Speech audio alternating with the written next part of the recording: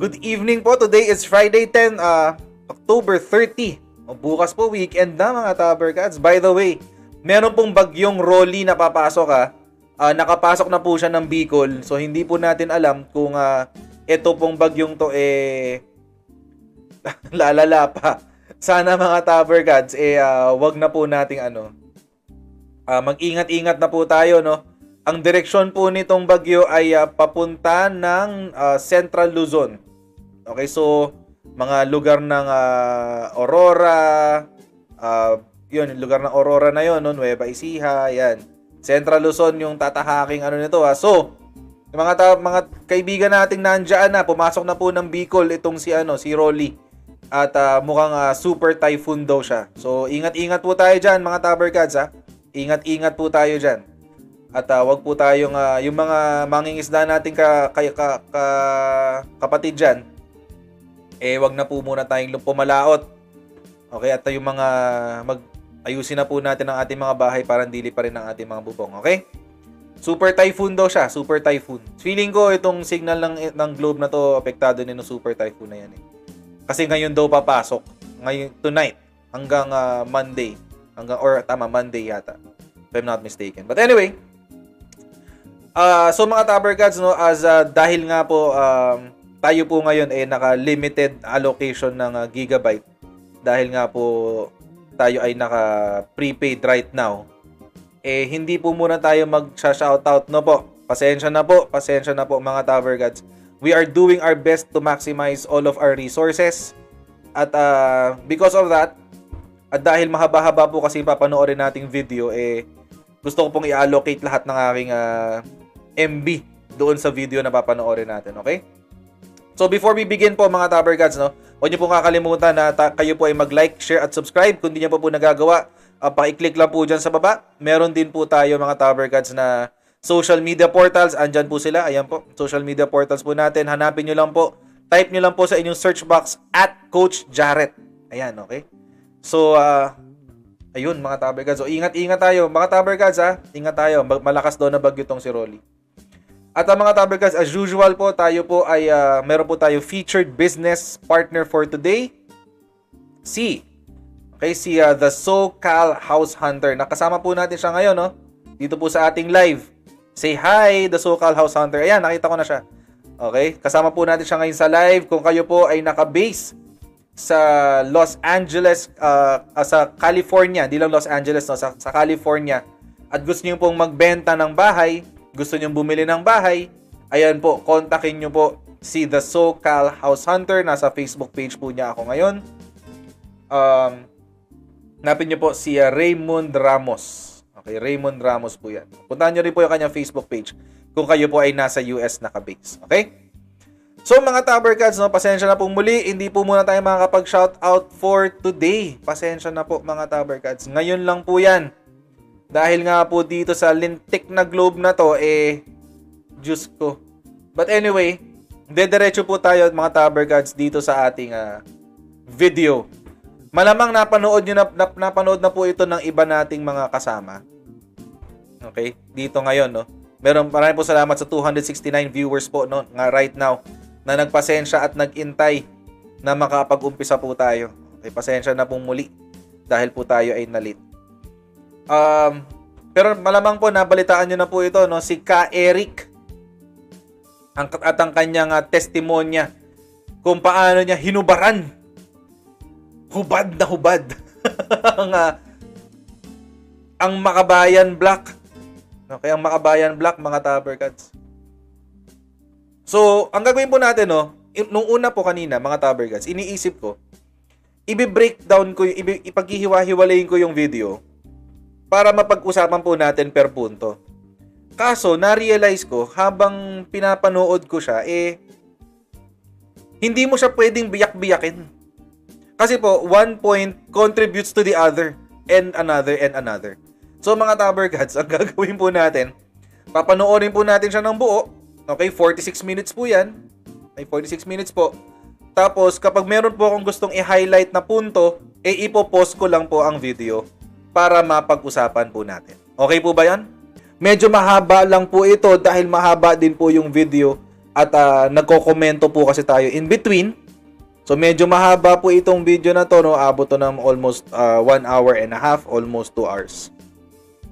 Pero mga Tower Gods, malaman na malaman po ito. Okay po ba mga Tower Gods? Okay. Umpisahan na po natin mga Tower Gods, okay? Pero sisiguraduhin ko muna naririnig nyo ang usapan na yan. Kasi, Diyos ko, ayan. SPG. SPG to. Hinubaran ang Makabayan Black, mga Tower Gods. So, tingnan po natin. Paano niya ginawa yon?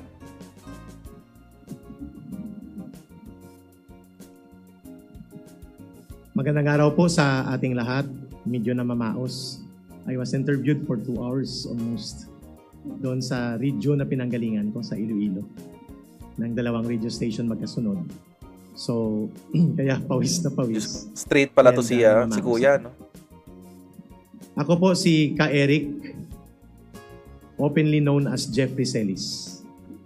Alias ko Nagbanggit po ng yung pangalan, Ka Eric. mga Tower Gods. I am facing the nation today. Ito po ang gagawin natin the whole time. harap- Nagbanggit ng pangalan, mga Tower Gods. Bihira po yan. Usually, ginagamit po talaga ng mga kadre ng CPP yung kanilang alias.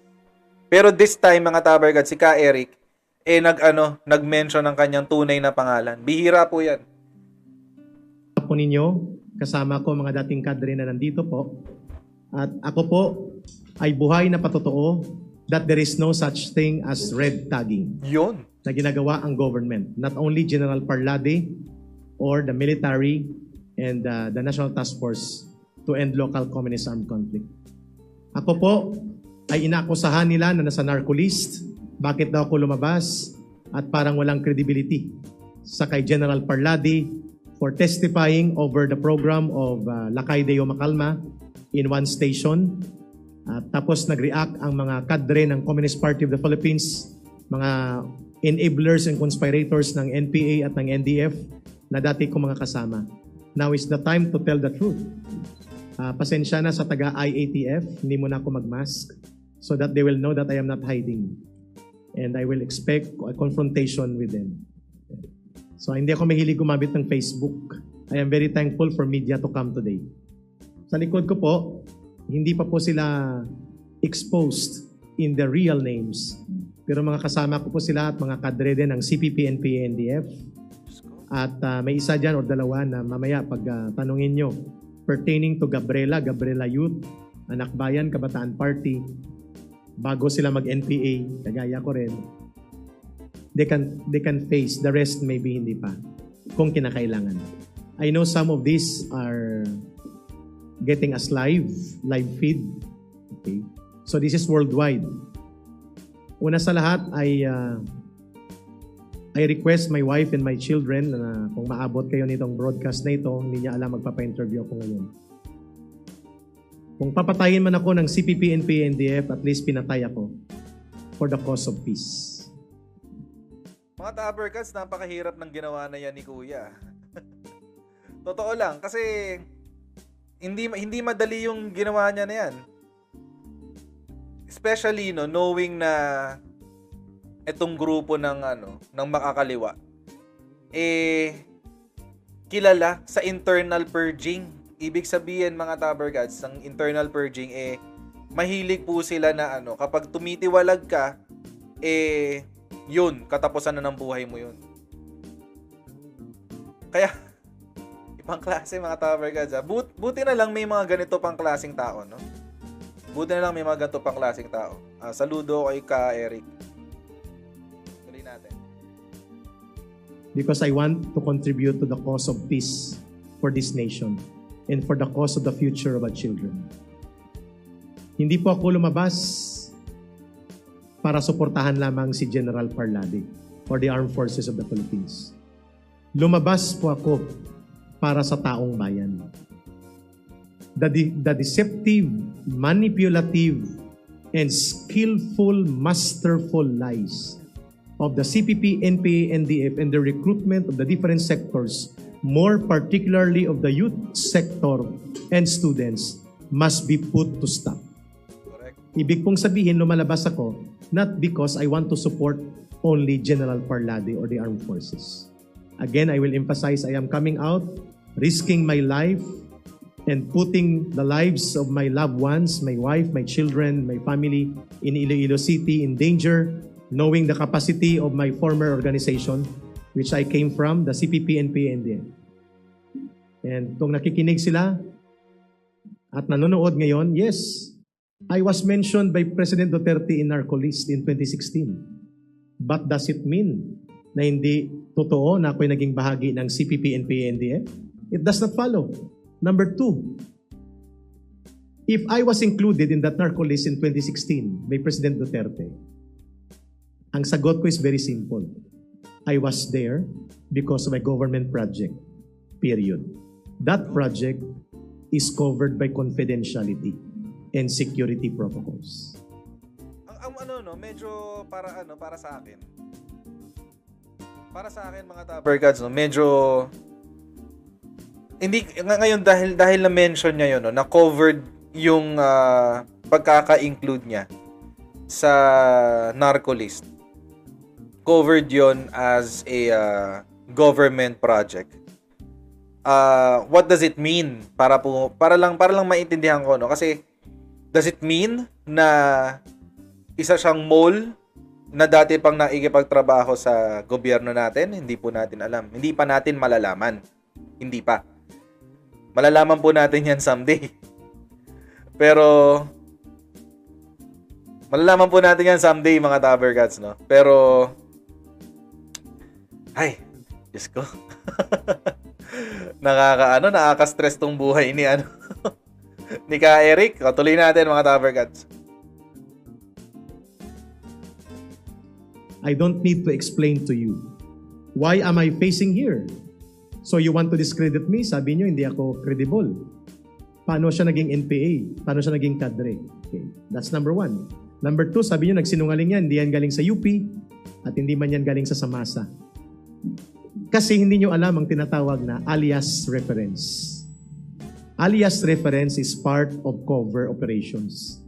Because you blown up my cover and you are sending out the message, Mr. Lian Porquia and Mr. Obit De Castro, you're sending out the message in behalf of the CPP, NPA, NDF, which you know and I know and we all know you belong to. Matagal ng panahon. You're sending out the message in behalf of the CPP, NPA, NDF na papatayin niyo ako at ipapapatay ako sa NPA. You think titiklop ako? Doon sa sinasabi niyong party list, titiklop ako sa sinasabi niyo nagsisinungaling ako? Baka nakalimutan niyo na ako si Jeffrey Celis, ang aking middle initial ay K. Kontrobersya. Doon ako nabuhay.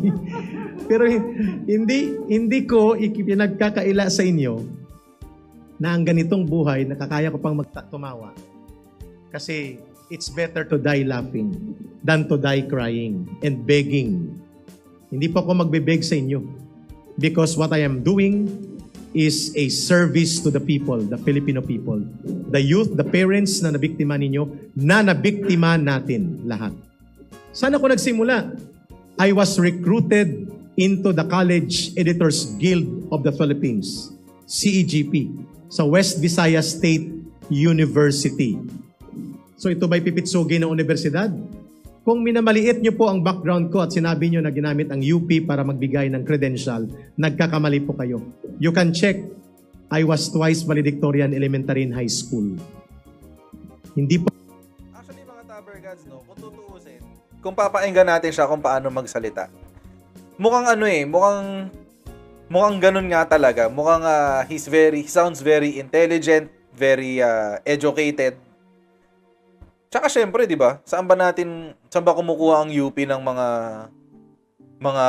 'di ba?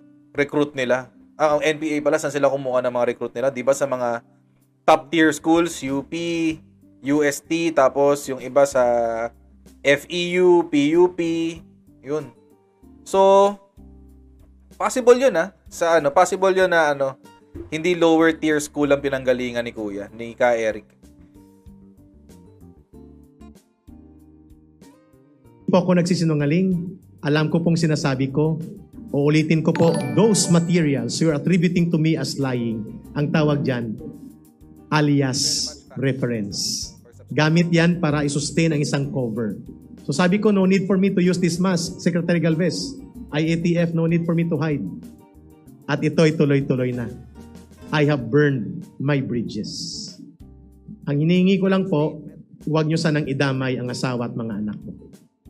With emphasis sa mga doon sa anak ko. Hindi sa wife. So malinaw tayo doon.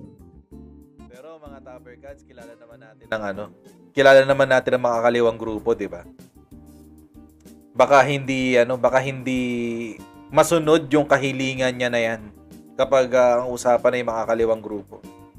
Yung mga bata nga na kolehiyo, hindi sila naawa eh. How much more yung mga batang tinetrain nila sa mga salugpungan schools na tinatayo ng makakaliwang grupo. Hindi sila naawa. Ay, sana maawa sila sa pamilya ni Ka Eric. Pero pag-pray natin sila. Pangalawa po, bakit ako lumabas despite of the danger to my personal safety, to my life? Kasi kailangang matigil na ang recruitment sa kabataan. Matigil na ang pagwasak sa mga pamilya. Matigil na ang walang saysay na pagpatay at mga madugong pamamaraan ng pag-advocate ng ideolohiyang itinakwil na sa buong daigdig. Ang Marxismo, Leninismo at Maoismo ay mga library references ito sa Europe.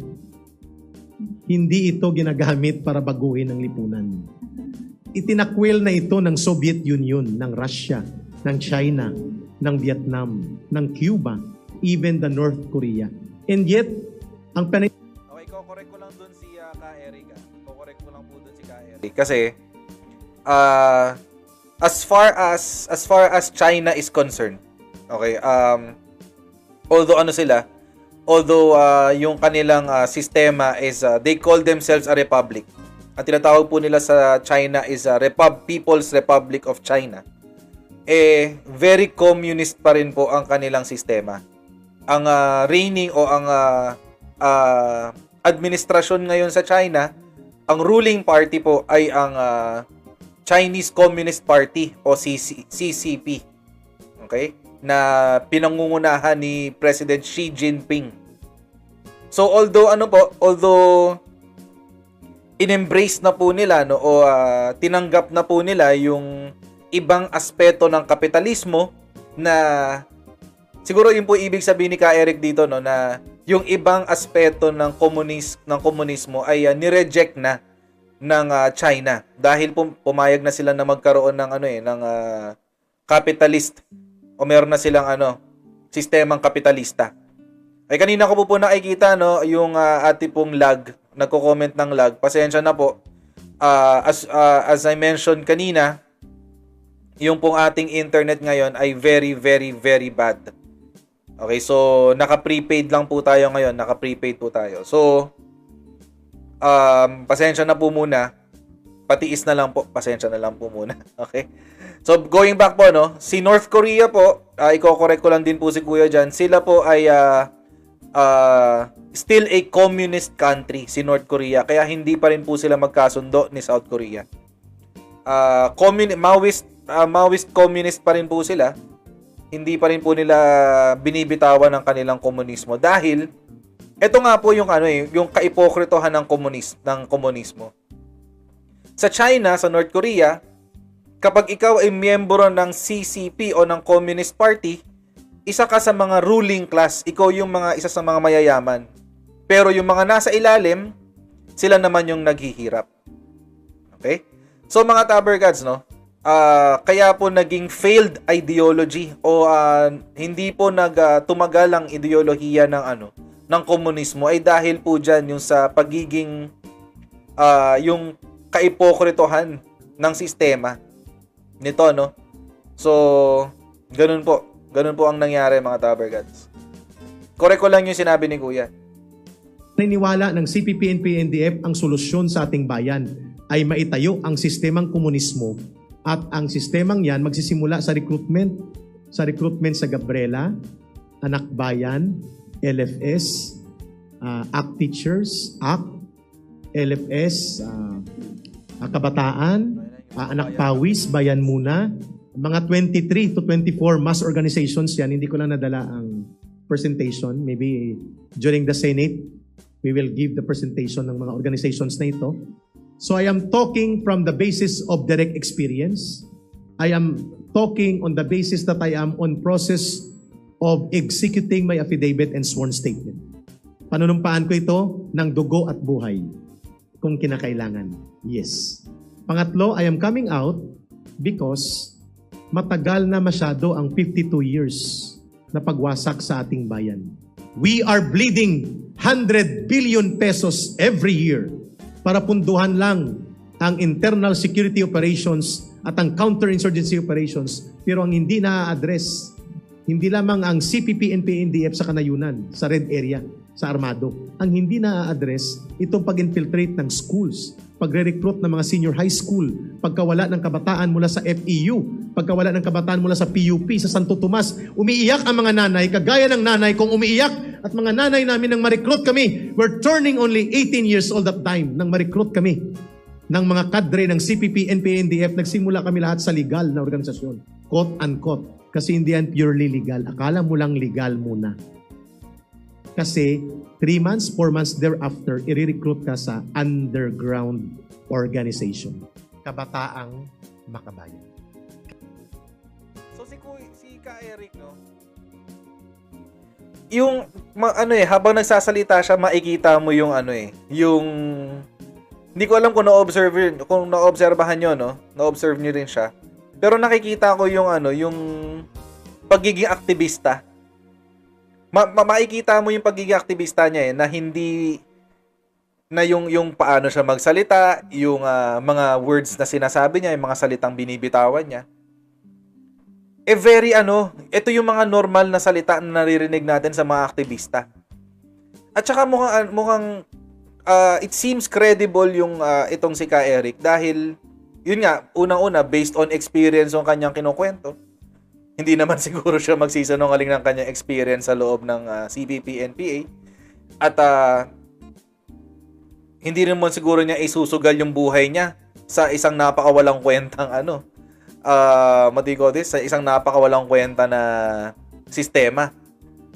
So, yeah, mukhang credible naman si Kuya. Pero sige, papainggan natin yung itong mga kwento ni Kuya para malaman natin kung yung ano ba talaga yung naging background niya. Tuloy natin. KM, kung ikaw ay youth and student sector. LFS, CGP, Anak Bayan, Student Christian Movement of the Philippines, NUSP, and then other organizations being infiltrated all over the country. Ito ang recruitment. They do not start right away into the underground. You start from the above ground. Anti-tuition fee increase, anti-dorm fees, lahat ng issue, including pakikialam sa issue ng mga manggagawa, welga, lahat. These are advocacies. These are legitimate, valid issues that demand correct, proper, and timely responses from the government to resolve. Yes. But it does not mean na ibabagsak mong gobyerno kung hindi na-solve ka agad. It does not mean papatay ka ng kapwa Pilipino, mag-aarmas ka, magbubomba ka, mga ambush ka ng pulis, papatay ka ng sundalo na may nawawalan din ng mga tatay at mga pamilyang nang umiiyak, kagaya din namin pag namatay kami sa labanan. And yet, ang aming mga leaders, kagaya nila dyan, nila Teddy Casino, Carol Araulio, at nila Obet de Castro, tumanda ka na, Noy. Nagkalumot ka na sa syudad, ayaw mo rin mag-NPA, tapos pa post-post ka pa. At tinatakot mo ako ng narcolist. Di ba't hindi ka nalang nag-NPA? Napaka-ipokrito mo naman. Ilang kabataan ang nirecruit mo? Napaka-ipokrito mo. Para sabihin mo na ikaw ay aktivista lamang. Excuse me, mga anak nyo ba nirecruit nyo? Oh, di ba? Sana mga anak nyo. Now, kaming babalikan nyo. If indeed you are not part of the CPP, NPA, NDF as you profess into high heavens that you are not part of it, if you are not involved in the operations, recruitment by way of conspiracy or direct activities to the CPP, NPA, NDF using the above ground organizations that you lead, If you profess na hindi kayo kasama ng CPP and PNDF and you do not do underground movement operations, then come out in the open today and condemn CPP, NPA, NDF for all the destruction and for all the killings and terrorism and for all the bloodshed it has brought to the country. Agree ako doon kay Kuya. Agree ako doon kay Kuya na sinabi niya yun. Una, yung ano, nilumot na. Una mga Tabergads, agree ako doon sa punto niya na sinabi. Pati ako na-agitate. ang magaling magsalita si Kuya, alam mong mananggaling sa recruitment tong si Kuya. Anyway, going back. Agree ako sa sinabi niya na bakit, for example, si Carol Araulio, yung anak niya si Atom Araulio, umakyat ba ng bundok si Atom? Ever?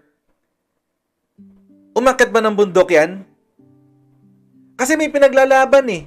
Bakit yung mga anak ng iba, sila yung hinaharap nyo sa mga bala? Yung mga anak ng mga kadre, ng mga leader, hindi nila maiharap sa bundok? Hindi nila maiakit sa bundok? Ay, agree ako doon kay Kuya. Agree ako doon. Tsaka yung ano, yung punto niya na sinabi niya na ano, kung kung aktivista lang kayo at hindi kayo miyembro ng CPP, NPA, NDF, bakit hindi nyo i-condemn? Why are you not condemning yung atrocities, yung krimen na pinagagawa nitong CPP, NPA, NDF? Tama si Kuya doon. Magaling siya, magaling. Magaling magsalita, in fairness.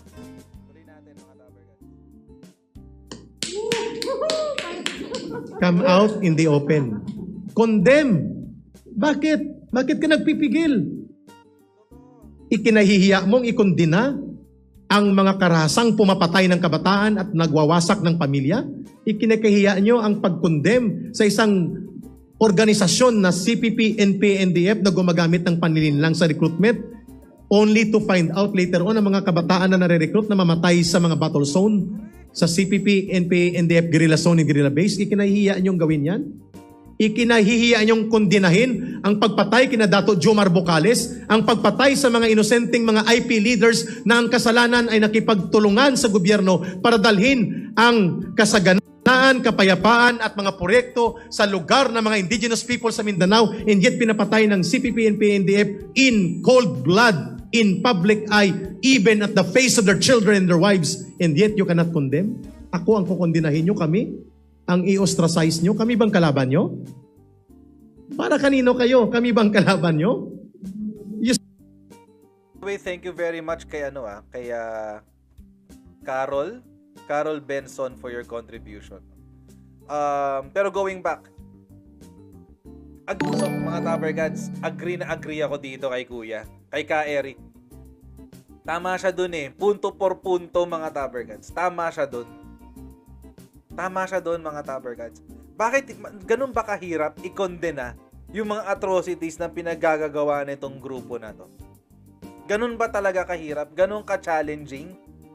Kung hindi talaga kayo miyembro, pwede namang sabihin. Pwede naman sabihin na hindi kami members niyan at hindi namin i-encourage yan. Ever. Naringgan nyo ba sila ng ganon, mga Tabergads? Di ba never din? Never pa natin sila naringgan ng ganon. Ever. Diyos ko. Tuloy natin, mga Tabergads. Tuloy natin. Yeah, yung mga nare-rape na mga kasama. Sa Samar ngayon, 2. O mga, may nandito rin mamaya. Kung kaya, wag ko manang ituro kung saan yan. Baka hindi, it's very sensitive. Hindi ko alam kung pwedeng talakayin dito kaagad. Yes. Kinundina nyo ba ang 3,000 plus na pinatay ng mga dati nating kasama? Internal purging. Kinundina nyo? Totoo yun. Para ipanawagan na tama na CPP and PNDF na dadamay kami sa inyo. Itigil nyo ng pag-ambush sa mga inosenteng sibilyan. Itigil nyo ng pagpatay. Itigil nyo na ang paghuthut ng pondo sa pangungutong ng CPP and PNDF sa Globe, sa Smart, sa mga kontraktor na malalaki. Correct. Kinukondina nyo ito? Taxes. Do you condemn them? Bakit ayaw nyong gawin? Pangalawa, kung yun pala na ayaw yun ng red tagging, quote-unquote, which is your own invention, our own invention. Mga Tabergads, malinaw Dating kadre na ng NPA ang nagsabi. Invention lang ng mga CPP, NPA, NDF yung terminology na red tagging, ha? Sila lang ang nagpapauso niyan. Sila lang ang gumagamit niyan. Okay? So, yan. Sa kanila lang galing yan, ha? When we were there, bakit hindi kayo sumama sa government? Makipagtulungan sa efforts ng government. Not to leak the A of the government, but to support good initiatives of the government. To transform and reform the government by delivering good services, good governance, and serving the people away from violence, away from creating orphans and widows and widowers. Diba? Malinaw, ibang agenda nyo. Galit kayo sa akin, galit kayo sa amin dahil lumabas kami. Speaker Lord Alan Velasco, I request and we request, let's suspend the rules in Congress. We will face them. Mga Tabergads, malaking challenge yun, ha? Malaking challenge po ito ngayon kay Alan Velasco. Alam nyo mga Tabergads kung bakit? Kasi, by the way, marami pong salamat sa 1,337 po na nanonood po sa atin ngayon. Marami pong salamat. At pasensya na po sa ating internet at ako po ay naka-data lamang. Pasensya na po. Pero mga Tabergads, napakalaking challenge po nito ngayon kay Alan Velasco. Bakit? Kasi recently mga Tabergads, binibigyan po niya ng hindi preferential treatment pero nililigawan niya tong Makabayan Black. So tingnan po natin, ha. Nako, Alan Velasco, strike 1 ka na sa akin. Tingnan natin kung anong gagalaw mo dito. Gusto pong mangyari nitong grupo na to mga Tabergads, i-suspend yung parliamentary rules. Ibig sabihin, usapang lalaki. Usapang tao, hindi yung usapang formalan. Okay, ano lang, parang kwentuhan. Magdebatihan tayo ng normal na tao. Yun ang challenge ngayon dito sa ng grupo nila. Face to face without parliamentary restrictions. And let us speak before the nation through your Congress, through our Congress. It's not their Congress after all.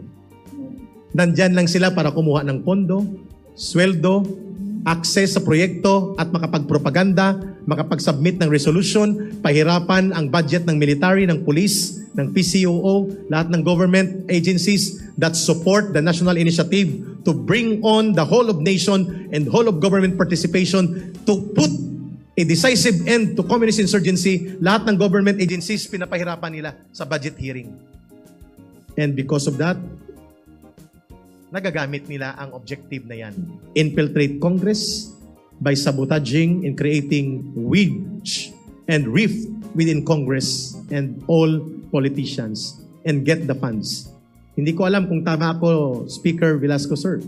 Every congressman, congresswoman, tumatanggap yan ng 68 million na budget every year. That's not PDAF. It is a budget for your consultants, office, sahod, at iba pa. Correct. Mga Tabergads, hindi accurate yung 68 million, pero malaki po, more or less mga 60 to 100 M ang budget na ina-allocate ng SAGAA per congressman. Okay, bakit po yan? Yan po ay ginagamit ng hindi po yan what do you call this, pork barrel, hindi yan pork barrel. Yan po ay utility budget. Okay, ibig pong sabihin ng utility budget, operational budget po ito. Ito po yung mga budget na kakailanganin ng opisina ng isang congressman para ito ay tumakbo. Para makapagbayad ng kuryente, ng upa ng building, ng upa sa opisina, pambili ng mga printer, pambili ng mga papel, whatever kailangan nila para mag-operate ang opisina. Meron po silang ganong kalaking budget. Annual po yun, per year po yun. Tingnan po natin ang sabihin ni ka Eric. You can just imagine, mga kababayan ko, you can just imagine why the president right now is so serious to put an end. Saan ka nakakita? Only in the Philippines na ang mga Communist Party kadre na nagkukunwari at nagsisinungaling na nakaupo sa loob ng Kongreso, 6 sila. Pangangalanan ko isa-isa. Si Gaite, si Colyamat, si Sarati, si Ilago, si Brosas, Sinong hindi nakasama? Si Castro. Oh. Lahat sila Bumigay miyembro Balbon. at pinuno ng Communist Party in their own organizations where they belong. Siguro hindi ko yung isa-isahin, mahaba kasi yun. Bibigyan ko yun ng pagkakataon na magtanong. Pero, dinideny nila ito. And yet, they cannot condemn the CPP and PNDF. You can imagine 408 million pesos. Anim eh. Tama bang math ko? 68 million times 6. Diba? It's around 400 million. At walang ibang ginawa itong anim na ito. Simula 2001 pa, ang mga party list na ito na kinreate namin sa CPP, they are all for the overthrow of the government. And yet, we are paying them inside Congress to do nothing but to attack, malign, and subvert the authority of the government and bastardize the democratic institutions like Congress that we have. Malinaw kung bakit kami lumalabas. Papatayin ba kami? Opo, papatayin kami kaya sila nakatakip ng mga muka. Kasi may mga pamilya pa sila. Ako may pamilya din pero hindi pa sila handa. Ako pinangalanan na. Do I have a choice? Wala na. This is going to be war. War of information, war of decision for standing up for truth, and war to side with the people. Matagal na panahon na nabubuhay ang ating bansa, ang ating bayan, ang ating mamamayan sa takot dahil papatayin ka ng NPA. Pag media ka nga na parang malapit ka sa military, wawarningan ka. Pag ikaw ay government official na malapit sa military o nakikipagtulungan sa police at military, ikaw ay wawarningan or papatayin ka, pati judge, fiscal, takot sa kanila. Sino na lang hindi matatakot sa inyo? Natatakot ba ako? Of course. Pero tinaya ko na buhay ko eh. Sorry for the word. Dala ko yagbols ko o bit ko. Patayin man ako ng CPP and PNDF, no regrets. I died for the cause of peace. For the cause of the widows, the children na sinira ng CPP and PNDF, which you cannot stand to condemn. May red tagging? No. Red tagging is an invention of the CPP, NPA, NDF. Ako na magbato ng mga issue na ibabato nila. Mamaya sa inyong mga tanong, no holds barred question ito. I am facing the nation, no need for me to hide and cover my face. Ito ay totoong balita. We know news is information as well as business. Bibigyan ko kayo ng balita. Itong balita. I'm coming out in the open. I'm challenging them before the halls of Congress with suspension of parliamentary rules restrictions. Let us speak before the nation through Congress. And paagahin na natin, Senator Ping Lacson, paagahin na natin. Kami na po ang nananawagan kay Senator Ping Lacson, paagahin na po natin. Dito na po, lantad na kami. In an executive session, maybe some of them can come out also. Many more from Mindanao. Many more from Visayas. Hindi lang po ako. Now I am standing up for them. For the nation, for the people, for the children, against CPP and PNDF, and the conspirators, collaborators, enablers, and skilled, pretentious operators kagaya ng Gabriela, leaders ha? Not all members are CPP. The leadership of Gabriela, Anak Bayan, Anak Pawis, Bayan Muna. Okay mga Taberkads, pasensya na po, no? Naputol po yung live natin. Okay? Hindi na po ako makakabit sa internet. Hindi ko po alam kung dahil ba to kay Bagyong Rolly o dahil ba sa Peace Corps service ni Globe. Pero as committed mga Taberkads, no? As committed to all of you, tatapusin po natin tong live. Okay? At this is already a continuation nung kaninang pinag-uusapan natin. Pero this is the recorded part. Okay? Recorded na po ito mga Taberkads. So wag po don't expect po na meron akong babasahin mga comments, etc. etc. Pero marami pong salamat sa 1,500 na nagtiyaga manood po kanina. Kahit po sobrang sama ng atin pong internet. At mga Taberkads, uunahan ko na po kayo. I sincerely apologize for what happened kanina. It's not supposed to be that way.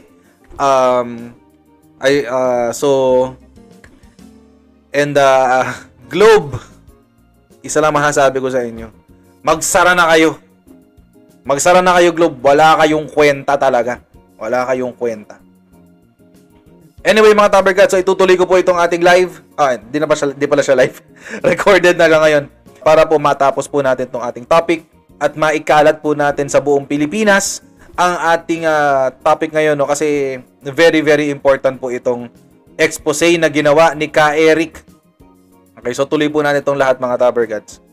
You name it, mga 24 organizations and 5 party list, including mga NGO. Marami po kayong malalaman sa amin. Sino-sino ang in-infiltrate, sino-sino ang kinukutungan, sino-sino ang nagsisimpatize sa kanila. At anong tunay na kulay nila. All of those sitting in Congress representing Anak Pawis, Bayan Muna, ACT Teachers, Gabriela Women's Party, Kabataan Party, you cannot sit there, much less you cannot even be nominated as part of the party list representation of these organizations which are created by the CPP, led by the Communist Party, connected in supporting the NPA and the NDA for the armed struggle and the violent overthrow of our nation. You cannot be there in Congress if you are not a hardcore CPP cadre. Yun, mga Tabergods. So ito na. Matagal na po nating pinag-uusapan sa ating mga nakaraang live na may posibleng links ang ating Makabayan Bloc at ang CPP, NPA, NDF. Ayon po sa testimonya ngayon ni Ka Eric, meron po talagang direktang link sa pamamagitan po ng mga underground groups. So meron po silang above ground, yun po yung mga Gabriela, Bayan Muna, yan po yung kanilang above ground. Under that po ay meron pong underground group. Ito po yung mga kung saan na sila nag-uumpisang mag-recruit. So limbawa po, kapag po miyembro ng kabataan party list ng kabataan or Anak Bayan or Student Christian Movement, yun po yung above ground nila. Hindi pa po sila miyembro ng CPP nun. Sa ilalim po nun ay meron pong tinatawag na Kabataang Makabayan. Yung Kabataang Makabayan po, ito po yung recruiting group na magpapasok sa mga nasa above ground sa CPP, NPA. So ngayon po, mga Tabergods, no, kinumpirma na nito ni Ka Eric itong ganitong sistema ng CPP, NPA. Tuloy po natin, mga Tabergods, ha?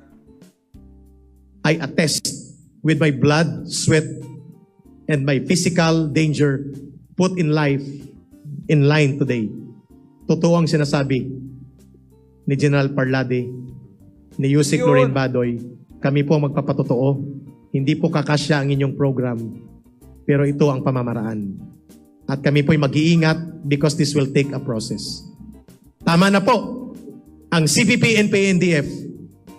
Bigyan natin ng katuturan at pagtulong ang naghihinagpis na mga nanay na nawala ng mga anak na nirecruit ng grupo nila Sara Ilago and yet tinatago nila dyan sa mga safe houses nila, sa mga underground houses nila at sa headquarters ng bayan mo.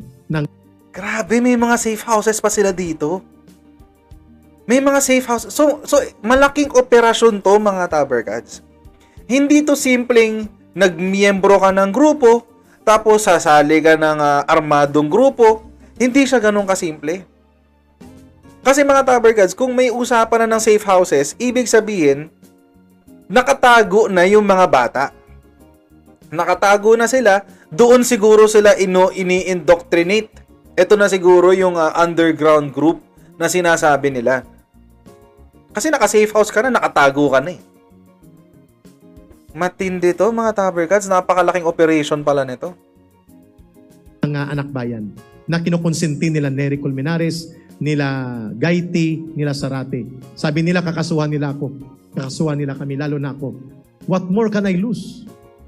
Hello, sirs, ma'am. Mamamayang Pilipino, I'm already willing to lose my wife. My life, my wife, my children. Kasi alam ko pati sila in danger. Oo nga naman, tama si Kuya doon. What's more to lose? What is there to lose pa?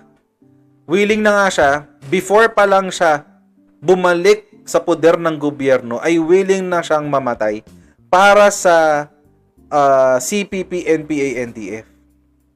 How much more ngayon na alam niyang nasa tama na siya? Hindi ba? What is more, what's there to lose pa? Kumbaga, sa perspective ni Ka Eric, willing nga akong gawin to dati bilang isang NPA. How much more ngayon? Na totoong tutulong na ako sa sambayanan. na tutulungan akong mapigilan ang recruitment ng mga kabataan dito sa mga underground groups ng mga Makabayan Black. Siguro na nakakita to si Ka Eric ng mas malaking reason or cause para ipaglaban kung ano man yung yun nga nabanggit niya kanina, yung protektahan yung mga kabataan sa mga recruitment ng CPP, na hindi sila bawian ng buhay sa mga engkwentro dahil pinapasok sila sa mga grupo na hindi naman nila dapat pasukan. May punto si Kuya doon. Umiiyak bang asawa ko simulat sa pool mula kagabi pa? She's crying for these things. Hindi ako sumagot sa Facebook nila. Dito ako sasagot sa harap ng taong bayan. And I am open for your question and answer. Mabuhay ang sambayan ng Pilipino at dapat ibasura ang CPP, NPA, NDF at lahat ng mga kasabwat nila na nagiging kagamitan para mag-recruit at magsira ng kabataan at iba't ibang sektor at ng ating mamayan. Maraming salamat po sa inyong pagdating dito.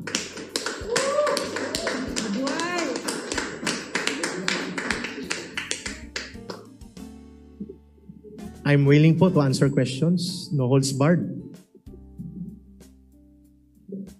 Sabi ko nga kanina, I have been interviewed for 2 hours already. No holds barred. Lahat. Yeah. So, we can take our questions now, sir. Hindi Kuya, papa-interview pa ng Thank you, additional Eric, na. very Yeah, much. baka tanungin nyo sino ang mga nandito. Yeah, we requested for the help of PCOO. Why not? Saan kami dapat pupunta? Mali ba humingi kami ng tulong nila para makontak ang mga media? Wala man kami contact sa media. So mali ba? Hindi man sila nagsasalita. Kami man na magsasalita taharap. We don't find any wrong or any shameful act if we want to solicit the help of the government for our security and for us to come out in the open. Nananawagan nga ako, hindi lang kay Ma'am Lorraine at kay Sec Andanar. Nananawagan ako kay Speaker Velasco at kay Senate President Tito Soto. Sir, asikasuhin na natin ito. Kawawa ang mga kabataan, tuloy-tuloy ang recruitment. Yeah. At ang gobyerno walang magawa kasi nakagapos ang kamay natin sa mga batas na inaabuso, nakagapos ang kamay natin sa inaabuso na democratic space. Yes. Tama yun mga Tabergads eh. Kasi, sino nga namang media ang lalapitan nila? Sinong media ang lalapitan nila? Lalapit sila kay ABS? Lalapit sila kay GMA? Sa One News? Kay TV5? Sinong media ang lalapitan nila at na willing sumugal para dito? Kasi mga Tabergads, we're talking about a huge group. Malaking grupo po ito na existing for around 52 years, 30 to 50 years already. Matagal na pong nabubuhay itong grupo na to. At alam po natin na totoong merong notorious image ito pong grupo na ito. Totoo pong notorious image yan. Hindi po, mga Tabergads, sabi ko nga po sa inyo, may mga family members at mga kaibigan po ako na umakyat ng bundok. Hindi po joke time yun. Hindi po joke yun, mga Tabergads. Legit po. Legit ang pagiging notorious. Yung sinabi po ni Ka Eric kanina na endanger ang buhay nila, totoo po yun. Dahil totoo po ang internal purging. Totoo po ang internal purging. So, in danger po talaga ang buhay nila. Pero tingnan po natin kung ano po yung, kasi may question and answer, 46 minutes to, nasa kalahati pa lang tayo, 23 minutes pa lang. Ang dami na nating nako-comment, baka umabot ang 2 oras tong video na to. So, ituloy-tuloy na po natin mga Tabergads. I'm open for the question. We're open for your questions. Yeah, and it's also part of the job of government to protect our citizens. Correct. Yeah. Para may gobyerno kung wala kaming mapupuntahan at ang mamamayan hindi makalapit sa gobyerno. Agree.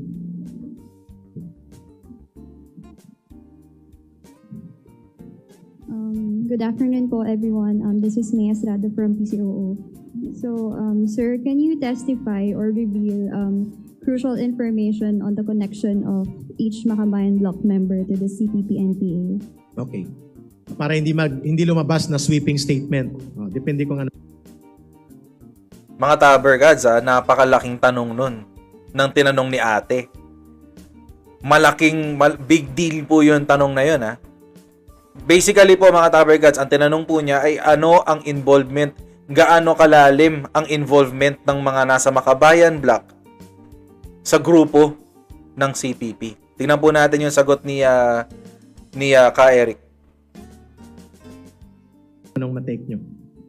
For example, Makabayan Block is a political party created by the Communist Party of the Philippines. If you can remember, naibasura po ang Republic Act 1700 or the Anti-Subversion Law, kung saan po ipinagbabawal ang membership sa mga underground organizations that advocate for armed struggle, violence, and overthrow of the government. In the absence of 1700, Taberkads, huwag niyo pong kakalimutan ang nagpa-repeal po ng anti-subversion law, no? Ay una po ay tinibag yan ni Cory Aquino. Okay? Unang tinibag sa pamamagitan ng pagpapalaya kay Joe Masison. Nung pinalaya po si Joe Masison at nagpalit na ng presidente from Cory Aquino to Fidel Ramos, yun, si Fidel Ramos mismo ang nagpa-repeal o nagpatanggal ng batas ng anti-subversion law. Bakit po niya ginawa ito? Para daw ito ay maging mekanismo. Umpisahan na ang peace process. Mga Taberkads, kailan po naging presidente si Fidel Ramos? 90s pa. 90s pa. Karamihan po ng mga nanonood po ng aking live, hindi pa isinisilang nung panahon ng 90s. So mga Taberkads, anong taon na ngayon? 2020 na. Kailan po nag-umpisa ang CPP? 1970 to 1972. Matagal na panahon na to, mga Taberkads. Matagal na panahon na. Kaya, hindi rin po ako nagtataka kung bakit ganito na rin ka-eager o ganito na rin ka-atat ang ating gobyerno na tuluyan ng matapos tong insurgency na ito. Kasi napakatagal na niya. Napakaraming buhay na yung nawala. Napakalaking amount na. Ilang bilyones ng peso na ang nawawala. Ang nananakaw, nawawala. Dahil dito sa revolutionary taxes. Dahil dito sa mga legal fronts ng grupo ng makakaliwa. Hindi po tayo magtataka kung bakit ganito ngayon ka-aggressive ang ating gobyerno para tapusin na to. hindi po nagpaligal ang CPP, NPA, NDF. Ulitin ko, hindi po nagpaligal ang CPP, NPA, NDF. Nanatili siyang may armado, may private armed group siya, yung NPA niya. Nanatili siya sa karahasan at nanatili siya sa pagsira at pagpatay ng ating bayan at mga mamamayan. Ang nagligal po, yung kanyang mga party list na kinreate. Bayan Muna ang una, 2001. So Bayan Muna was created after the Arab Resign movement. So after the Arab Resign movement, sikat na sikat noon ang bayan, kaya they were able to capitalize on that. Arab Resign, so ito yung panahon na naalala nyo nung merong nung nauso yung street party na nagpatanggal daw sa isang presidente. Ito po yun, yung EDSA 2. EDSA 2 po ito, mga Tabergad. So, doon 2001, so dito po sila nag-umpisang mag-take off yung mga party list. Nag-umpisa nga daw po, ayon kay Ka Eric, yung Bayan Muna na dating Estrada, something. O basta iba yung sinabi niya kanina eh. Tuloy po natin, mga Tabergads. Pero ang nanalo nung 2001, hindi Bayan Muna ang nag-number 1 ha. Ang nag-number 1 ay Mamamayan Ayaw sa Droga. Si Richard Gomez. Ang nagpetisyon para hindi makaupo si Richard Gomez at hindi siya manalo at hindi siya maka-assume, kami din sa CPP using the party list namin na Bayan Muna. Kaya nag-number 1 ang Bayan Muna. Dalit Crispin Beltran sa Torocampo and Lisa Masa nakaupo. So from 2001, nagtuloy-tuloy ang pagbubuo ng mga party list. Naging racket extortion operation ito. At the same time, naging malaking pamamaraan para ang pondo ng gobyerno ay magamit effectively at mga programs nito sa pag-advance ng agenda nila. So racketeering at extortion. Lakas makamafia nun, mga Tabergads. Ang lakas makamafia nun, racketeering tsaka Extortion? So anong koneksyon nila lahat? Like Gaiti. Si Gaiti ay membro yan ng National Government Employees Bureau. Ang trabaho niyan, that is a CPP unit under the National Organizations Department, NOD. Ang trabaho niyan, mag-recruit ng mga empleyado mula sa DSWD, DOH, mula sa DAR, Department of Agriculture, NFA, NHA, at marami pa. Ang kanyang bihikulo ay Courage. At ang kanyang underground ay MKP, Makabayang Kawaning Pilipino. Alam ni Gaiti yan? Alam niya. Si Gaiti ba ay CPP kadre? Yes. He is also enabler and conspirator sa nangyayaring ginagawa ng NPA at ng NDF ng mga karahasan? Yes. Tama. Si Sarate ay known na sa Mindanao ay bahagi ito ng Urban Party Committee ng CPP sa Mindanao. At dito, bahagi ito ng National Party Group ng CPP na nagpapatakbo ng party list. So si Sarate ay hindi lang simpleng abogado.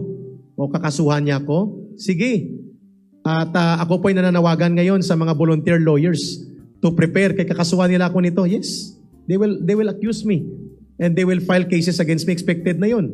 Pero ang sasabihin ko lang, you cannot erase the truth na kayo ay bahagi ng CPP, NPA, NDF, lalo na ng Communist Party of the Philippines.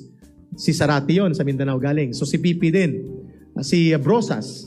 Si Brosas ay bahagi ng National Women's Bureau. Kasi siya ang nagre-recruit at tagapamuno ng CPP sa pagpapatakbo ng Gabriela at Gabriela Youth at mga organisasyon sa ilalim nito. That was the purpose of General Parlade for giving unsolicited advice to Angel Locsin, to Lisa Soberano, and even to Tatiana Gray. Not to harass or threaten them, but for them to understand that Gabriela Youth, ay instrumentality ito ng CPP, NPA, NDF para sa legal operations to recruit people later on pa isa-isa papunta sa underground. One proof? So mga Tabergads, alam niyo nakakalungkot dito. Parang nakapenetrate na ang CPP sa iba-ibang sektor sa lipunan. Si Gaite, nakatutok siya sa mga government agencies. Doon siya nagre-recruit sa mga government agencies. Si Sarate, na-mention niya sa Mindanao. Si Brosas, using Gabriela, ginagamit niya yung Gabriela at Gabriela Youth bilang cover para unti-unting makapag-recruit sa underground movement nila. Parang ang dami na napasok na sektor, mga Tabergads. Mukhang ang masakla po dito, we're playing catch up. Naghahabol po tayo, mga Tabergads. Kasi ngayon lang na-expose itong mga to eh. Ngayon lang natin nalalaman tong mga to. Yung namatay sa Palawan, I think 1 month ago, si RJ Manalo. Gabriela Youth sa Los Baños, UP. Ang namatay sa Nasugbu, Batangas, Joe Lapera, UP Manila, Gabriela Youth.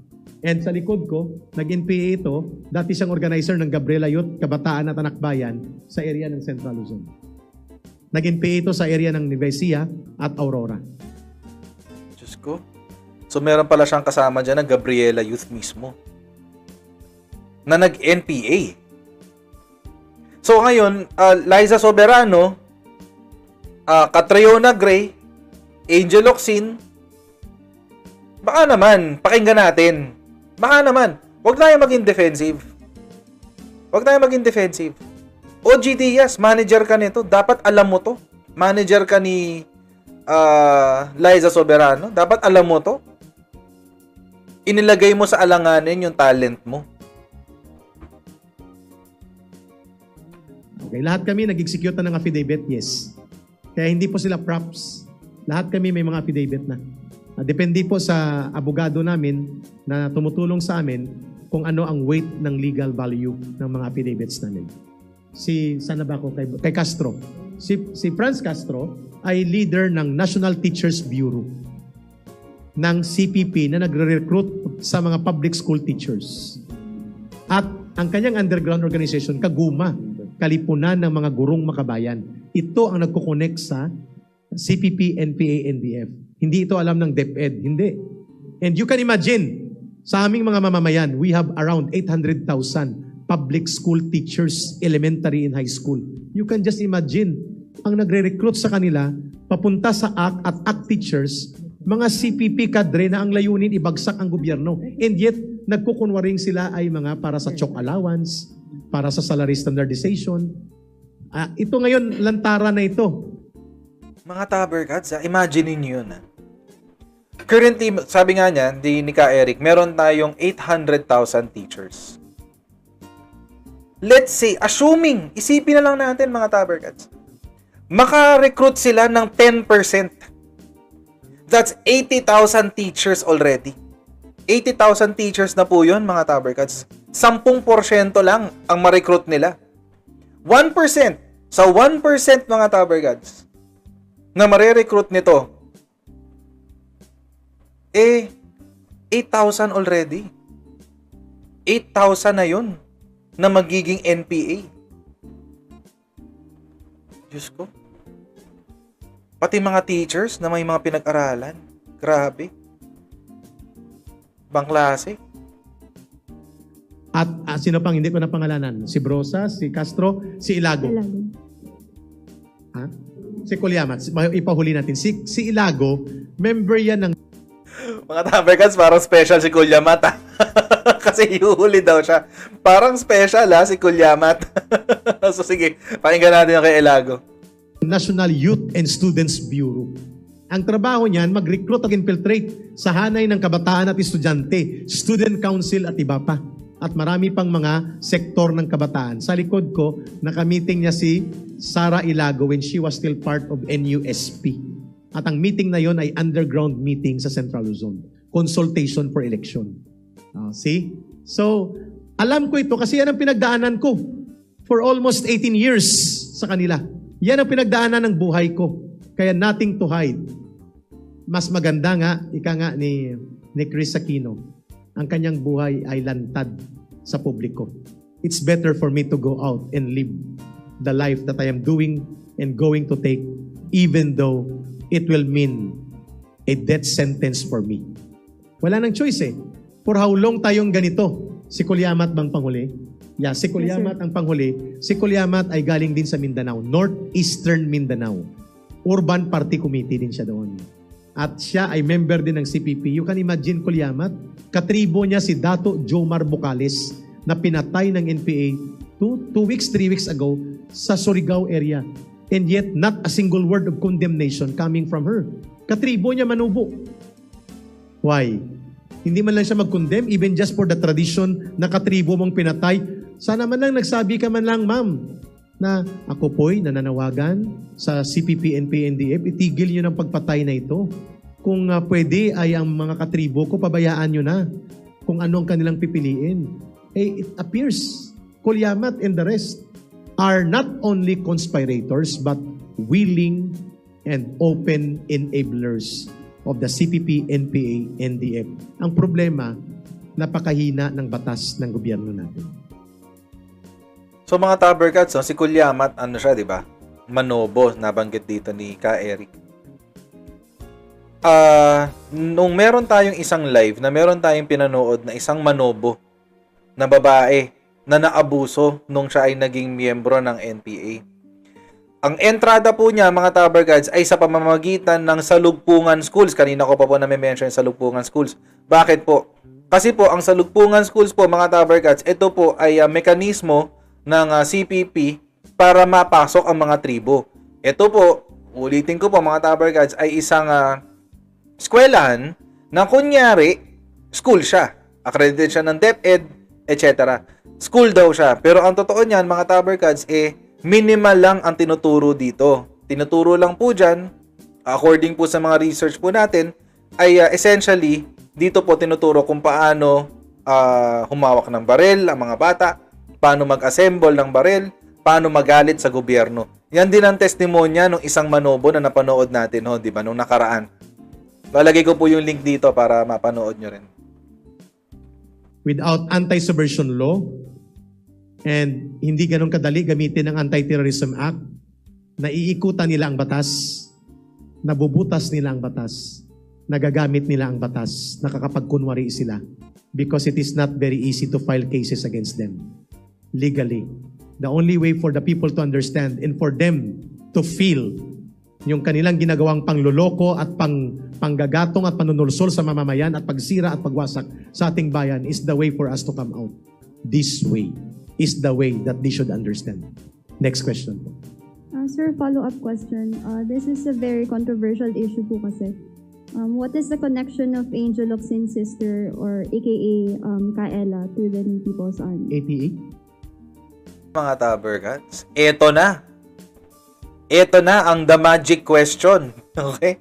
Ano daw ang connection ni Ella Colmenares na kapatid ni Angel Locsin na pinsan ni Nery Colmenares na ano po, di ba? Malaking issue po ito kasi nilabas po ito ni General Parlade.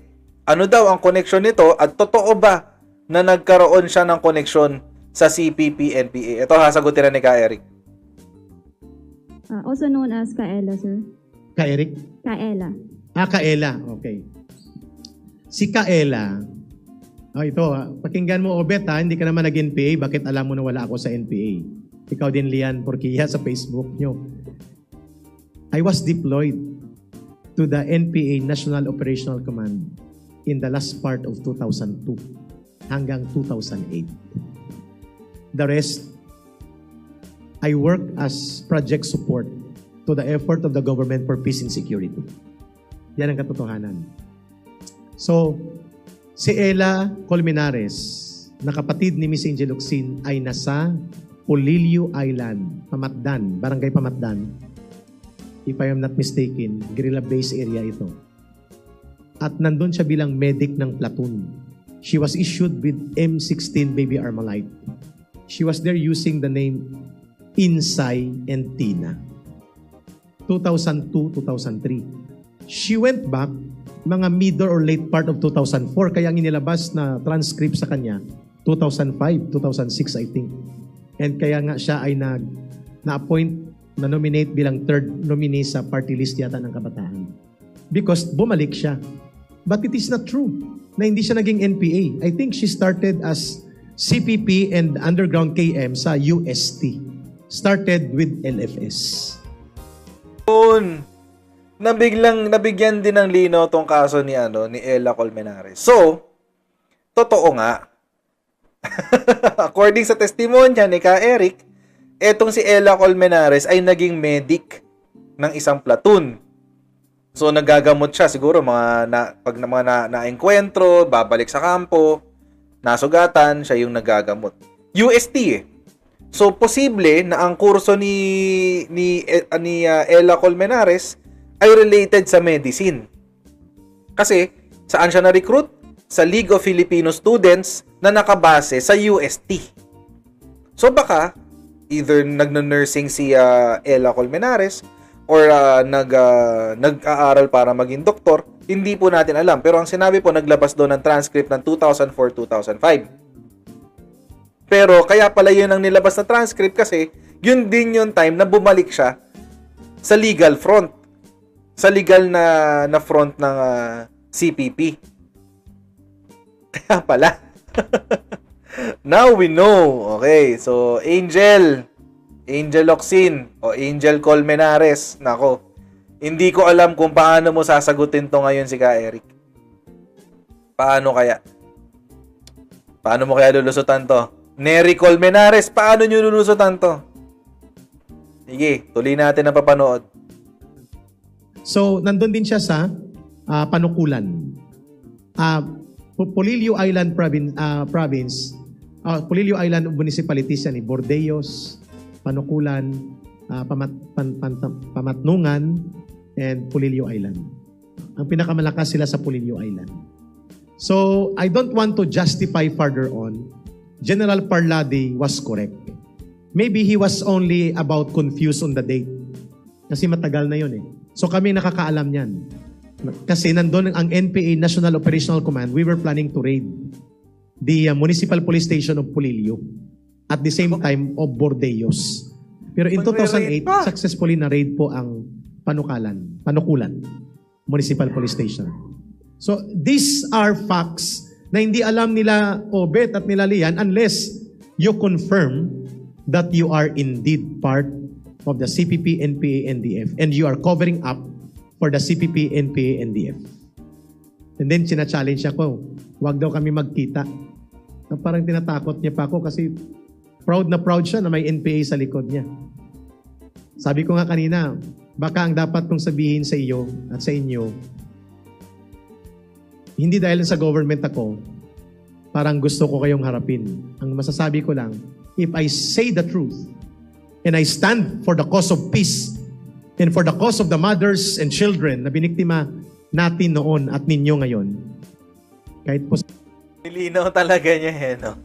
Nilinaw talaga niya. The cause of the victims, the mothers, na biniktima natin noon at ninyo ngayon.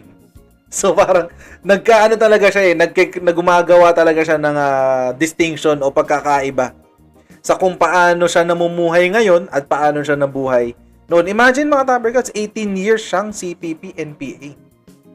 18 years. Napakatagal nun mga Tabercats. Napakatagal nun.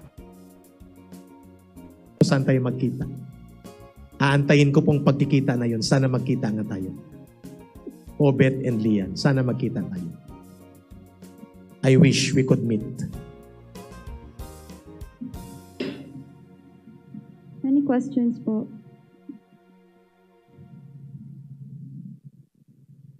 May katanungan po sa mga nandito po or clarification. Saan po ito patutungo? Lastly po, before kung may mga schedule pa kayo. Ma'am. Sige, ma'am. Yeah. May nagtatanong sa online, ano ba ang ipinaglalaban ng CPP, NPA, NDF, Eric? Eto na mga Tabercats. This is the ito yung big question. Ano pa ba ang pinaglalaban ng CPP, NPA ngayon? Kasi mga Tabercats, wag niyo po kakalimutan, nabuo po ang CPP, NPA nung panahon pa ni Marcos, 1970s. Ang goal po nila noon ay ibagsak ang rehimeng Marcos.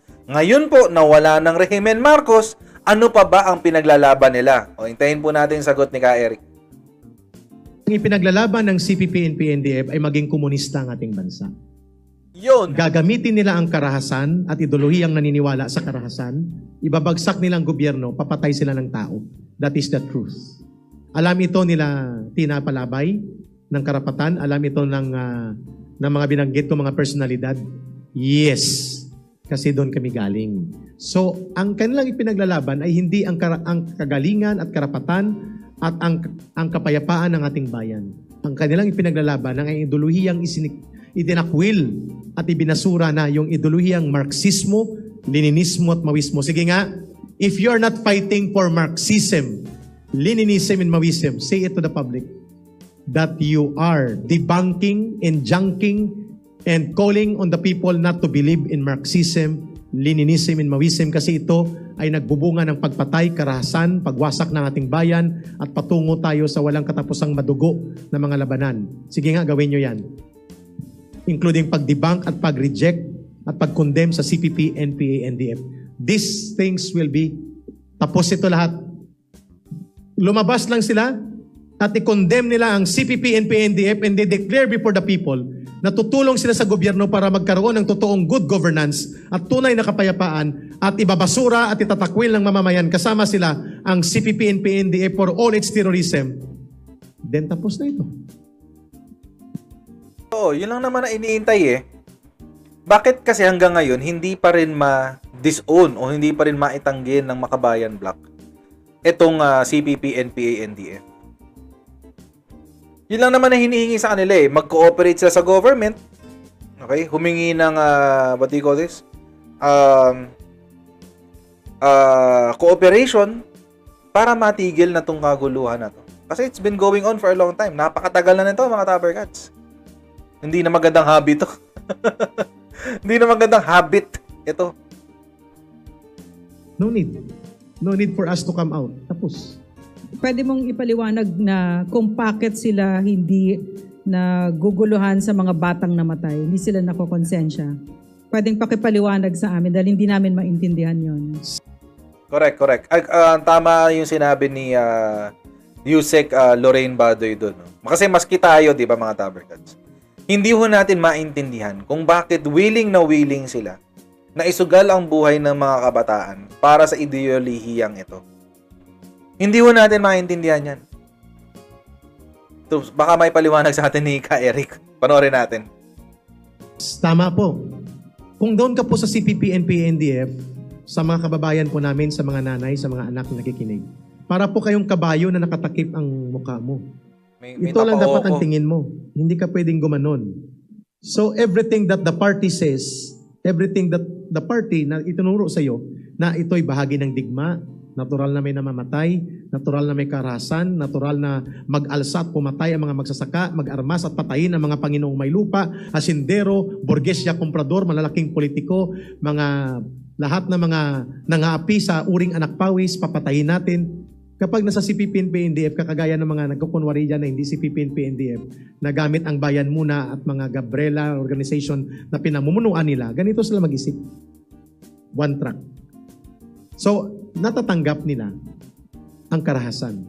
Natatanggap nila ang kamatayan, natatanggap nilang may nasisira na kabataan, may nawawasak na pamilya. That is So mga Tabercats, no? Simply put, kaya nila natatanggap, kaya sila nakakatulog gabi-gabi at tanggap nila na may nangyayaring karahasan, may mga namamatay dahil sa kanilang ideolohiya, dahil yun ang tinuturo ng ideolohiya nila. Tinuturo ng kanilang ideology na okay lang yan, okay lang na tanggapin natin na may mga babawian ng buhay, may mga mamamatay, may mga bata matanda na mamamatay, may mga magiging biktima, magkakaroon ng what do you call this? Mga biktima na hindi naman talaga involved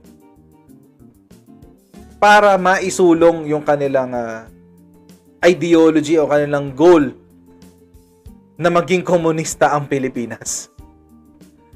Diyos ko, tama na. Tama na. Nakaka-stress kayo. 52 years na kayo na ikipagbakbakan, hindi nangyayari yan. Tama na. Sumuko na kayo. Tama na. Nag-aaksaya na lang kayo ng bala, nag-aaksaya kayo ng buhay. Yun ang pinaka-importante. Yung buhay na nasasayang. Yung mga nire-recruit nyo na sana ngayon ay doktor, na sana ngayon ay dentista, na sana ngayon ay nagko-contribute sa ating progreso. Nasa bundok, nagpapakamatay dahil sa ideology nyo. Yung mga anak nyo, si Atom Araulio, nakahawak ba ng baril sa bundok yan? Yung anak ni Zaite, nakaakyat na ba siya ng bundok sa Pilipinas, hindi sa Netherlands?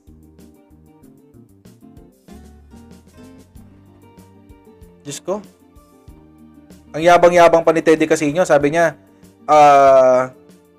hindi pa raw niya pwedeng tanungin ang kanyang mga anak dahil mga bata pa raw ito. Sa mga nag-aaral sa salugpungan schools, naisip nyo ba yan? Bakit hindi nyo pag-aralin sa salugpungan schools yung mga anak nyo? Si Teddy Casino, palipstick-lipstick ka pa dyan, mukha kang tanga. Ba't mo pinasok ng De La Salle Sobel yung mga anak mo? Bakit hindi sa salugpungan school? Totoo yung sinabi ni Ka Eric, mga ipokrito talaga sila. is the reason. Okay, so, bakit hindi nila ikondena ang CPP, NPA, NDF? Mga sinungaling naman sila. Ba't hindi sila magsinungaling? They cannot lie to themselves. They can only lie to the people because they are CPP, NPA, NDF. It is easy for you to condemn and do these things kasi wala na kami doon eh. Pero nang nandun kami, takot na takot kami. Madi-DA kami, mapapatay kami. Hindi lang, ang DA is not Department of Agriculture. That is the disciplinary action. DA, disciplinary action yan. Ang tindi ng disciplinary action sa kanila. Pag disciplinary action ka, deads ka. Ang tindi in fairness. At pwede kang maitiwalag. Kaya sabi nilang biruan sa loob ng CPP, NPA, NDF, wala pang pinatay ang CPP, NPA, NDF na kasapi namin. Tama. Kasi bago ka patayin, ititiwalag ka. Meaning, hindi ka na member ng pinatay ka. Kasi expelled ka. Kalokohan, di ba? Yeah. So, hindi namin pwedeng magawa yon at hindi nila kayang gawin yan nila Tede Casino. Ilang beses mo na siyang na-challenge, ma'am eh. Yeah. Nila Zarate, nila Gaite, nila Brosas, Castro, and the rest. Kasi, iisa lang sila. Iisa lang sila. And pag ginawa nila yan, parang itinakwil na rin nila ang organisasyon kung saan palihim at patago silang kasapi at namumuno nito. Ka-Eric, nasa simbahan ba sila? Very Question. Kasi merong ano, 'di ba? Merong tinatawag na Red Nun. Ngayon, kalimutan ko lang yung pangalan ni Red Nun. Pero meron daw isang madre na sympathizer at supporter ng CPP. Tingnan natin. much. Sana hindi ito maging controversial. The recruitment and infiltration of the church sector is not institutional. It is individual basis. Individual na pastor, pare, madre, katekista, seminarista, sakristan. So wag po mabahala ang mga babanggitin ko na church organizations. You are not recruited by organization. Marami sa inyo dyan, hindi nila nare-recruit, pero marami rin sa inyo, nare-recruit nila at nandyan sa loob ninyo. Like Iglesia Filipina Independiente, United Church of Christ in the Philippines, Convention of Philippine Baptist Churches, Roman Catholic Church, ang kanilang mga social action centers. Mga Tabercats, yung mga karamihan ng mga nabanggit niya kanina, yung first three are Protestants. Yung una, I think, is Aglipa, yung Independiente. Kung di ako nagkakamali, Aglipa yan church yun. Aglipay Church. Yung pangalawa, tsaka yung pangatlo, mga mga Protestant churches, mga Baptists. Tapos may mga ilan daw na Roman Catholics. Mga pare, mga madre. Pero mga Tabercats, tulad nga na nabanggit niya, hindi raw ito institutional. Hindi, ibig sabihin po, hindi po isang sekta o isang grupo ang kanilang nire-recruit. Per person po ang kanilang recruitment at per church. So, halimbawa, yung pastor, kung ako po, let's say, lalapitan po ako ng isang komunista para sumapi sa kanilang grupo, isa po akong pastor, di huli na po niya, pati po yung aking mga miyembro, hindi po ba? Make sense. Ang ibig kong sabihin, the recruitment and infiltration of the CPP is not done on the entire institution. Marami dyan, siguro mga 80%, hindi naman naniniwala at sumusuporta sa CPP and PNDF. Pero may mga 20% siguro, 15% na nagkukunwaring pastor lang sila, madre lang sila, pare lang sila. Please, IFI, UCCP, and Convention of Philippine Baptist Churches, don't take me out of context. United Methodist Church, marami po, ito ay individual recruitment. At ang kanilang underground organization ay Christians for National Liberation. Ang kanilang open organization, marami, iba-iba. Pero ang naalalaman lang namin is PCPR, Promotion of Church People's Response. Again, the leadership of IFI, UCCP, Convention of Philippine Baptist Churches, NCCP, don't get me wrong. Don't get me out of context. Mga 80% ng inyong miyembro at mga leaders ay hindi naman CPP and PNDF. But around 15 to 20% naaabot nila at na-agitate nila na sumama even to the underground like CNL and even to the Communist Party of the Philippines. Mga Tabercats, nung narinig ko tong pangalan ng Christian National Liberation, hindi ko po parang narinig ko na siya dati. Pero hindi ko sure, i-confirm ko po sa inyo siguro sa next na vlog. Parang narinig ko siya sa hearing ng SOGI kay Risa Ontiveros. Kung hindi po ako nagkakamali, Christian National Liberation.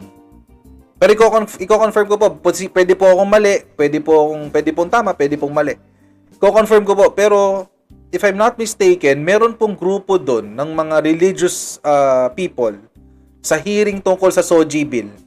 May grupo po doon ng mga pastor, mga madre, na if I'm not mistaken, kung di po ako nagkakamali, ibang churches po sila, pero miyembro po sila ng isang grupo na ang pangalan ay Christian National Liberation. Ko-confirm ko po mga Tabercats, hindi po ako sure, pero parang pamilyar parang doon ko narinig sa hearing ng SOGI bill last year. Pero i-confirm ko po sa next vlog. Yung sa Mindanao, they have the so-called Rural Missionaries of the Philippines.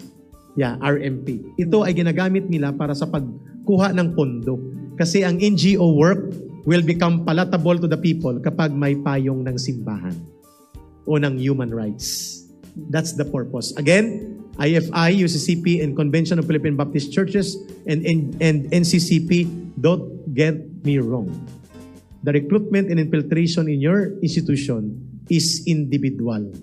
At ang nagre-recruit dyan ay paisa-isa, patago. They are also members of the church. They are also members of the church.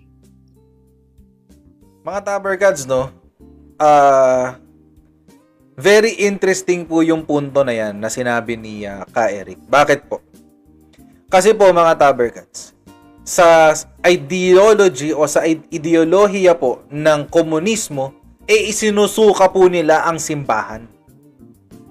Tinabi nga po, si Karl Marx, kung hindi ako nagkakamali, ang nagsabi na ang religion ay the opiate of society. Ang relihiyon daw ang drugs ng society. Ibig sabihin, nagbibigay aliw, pansamantala, pero ang tunay na resulta nito ay nakakasira ng pagkatao. Kaya po mga Tabergods, no? Very interesting po, no, na sa Pilipinas, ang strategiya na tinetake ng CPP ay kasama ang simbahan. Yes. I have another question. A lot of parents want to know, kindly name the schools kung saan ginagawa ang recruitment ng mga NGO. Yan na, Number one talaga, eskwelahan. UP. UP Diliman, UP Manila, PUP. And then, Santo Tomas, FEU. And then, halos mga state colleges and universities. Kaya Chairman De Vera, tama ba De Vera? And DepEd Secretary Briones, ma'am, sir, ma'am, kami na po mismo nagsasabi, exercise the power of your department to prevent recruitment. Mga Tabergods, ang bilis na pagkakasabi niya, no? Sa andong schools, nagre-recruit ang CPP. Ang bilis niya, UP! Tapos minention niya lahat ng UP. Diyos ko. Tapos UST, FEU, PUP, tsaka lahat daw ng state, universities, and colleges. Makes sense kasi nandun lahat ng mga scholar. Pag scholar, ibig sabihin, medyo hikaho sa buhay. Dahil scholar nga walang pampaaral. Dahil walang pampaaral, mas madali silang kumbinsihin na magalit sa gobyerno.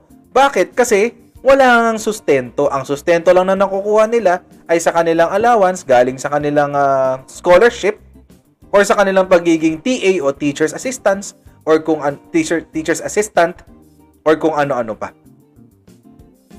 Galing ng recruitment nila. Do not fear or cower kung iharas kayo ng anak bayan at mamimintura ng inyong building. Ipahuli natin sa pulis ng vandalismo at ipahuli natin kung mangharas, kung anong kaso, nasasanay silang inaharas nila palagi ang mga government officials. Kakasuhan, babastusin. Yeah.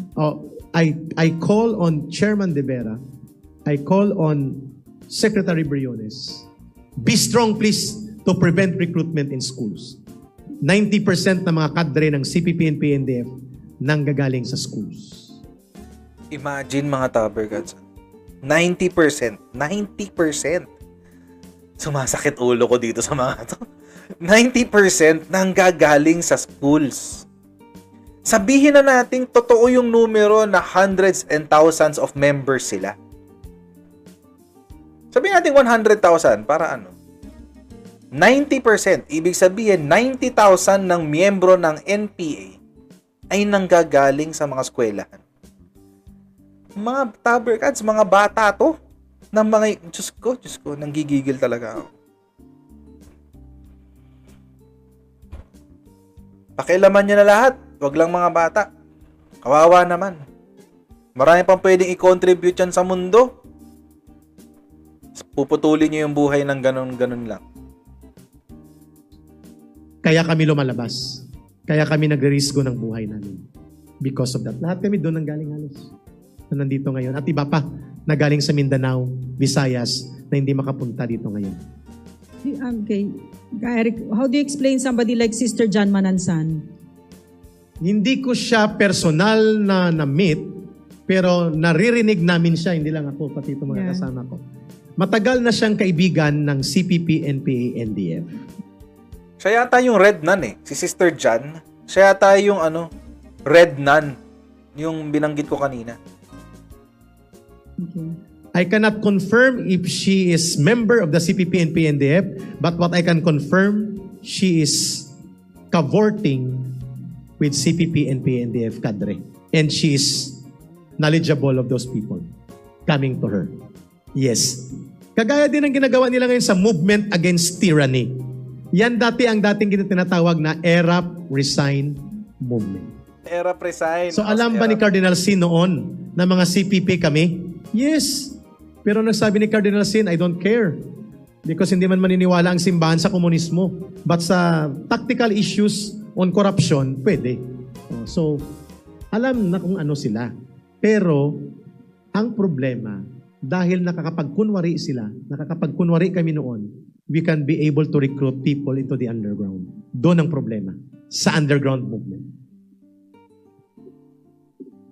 So, Mga Tabergats, no? Walang problema sa mga above ground. Kasi nga, legal naman yun. Wala talagang problema doon. Ang problema po kasi, sa above ground, may connection yan sa ilalim, yun sa underground. Yung underground, ipapasok yan. Papasok niya ngayon sa CPP, NPA. Yun ang problema. So kung wala na po, ang final kong panawagan, last na po ito, dapat po mag-resign na si Colyamat, Gaiti, Ilago, Castro, Brosas, and Sarate. Dapat mag-resign na po sila kasi sila po ay nag-aabuso sa pundo ng bayan. Hindi po ito nagagamit para sa pagpapaunlad ng bayan but instead nagagamit nila sa pag-promote ng agenda ng CPP, NPA, NDF.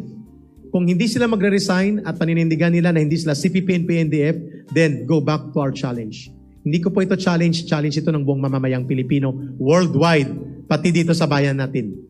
Then you condemn and reject CPP, NPA, NDF for all their crimes, terrorism, and for all the bloodshed and destruction that they brought to our nation. And pledge your loyalty to the institution of government, your loyalty to the constitution of the government because you are in Congress, and pledge your loyalty to support all efforts of the government pertaining to bringing peace and security and ending the local communist armed conflict.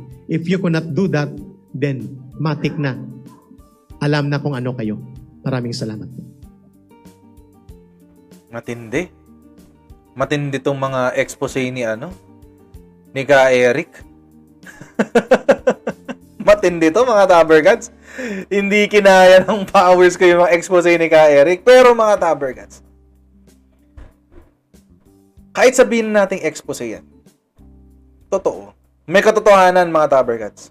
May katotohanan. Hindi pwedeng lang to eh. Hindi mo pwedeng ipagpaliban lang eh. Hindi pwede kasi Diyos ko, buhay ng kabataan natin ang nakasalalay dito. Ay, mga Tabergats.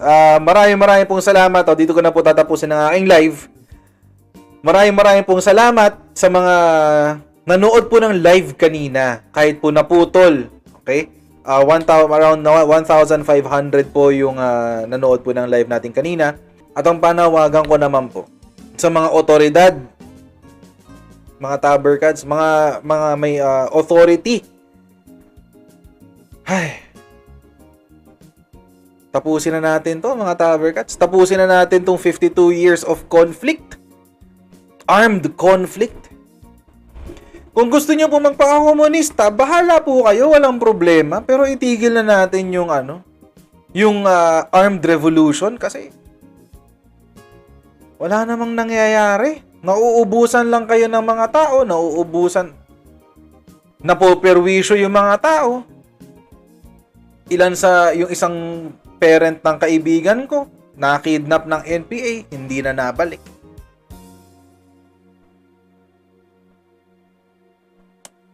Marami pong nasasaktan, maraming namamatay,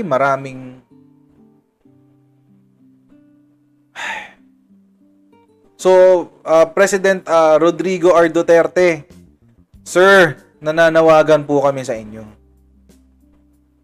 Tapusin na pa, please naman po, pakitapos na po ang gyerang inumpisahan nung panahon pa ni Marcos. Nananawagan po kami. Ako po, on behalf dun sa mga naging biktima,